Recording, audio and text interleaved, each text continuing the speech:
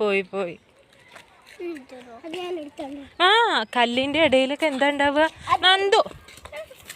ഞാൻ എന്താ ഇവിടെ കിടന്നോട്ടെ, ഞാൻ എടുത്തോണ്ട് വന്നോളാം. നീ എങ്ങടെ പോണ?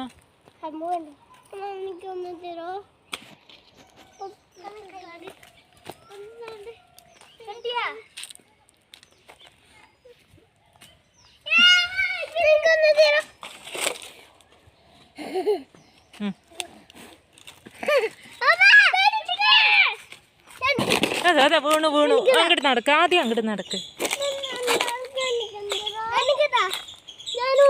അങ്ങോട്ട് നടക്ക്.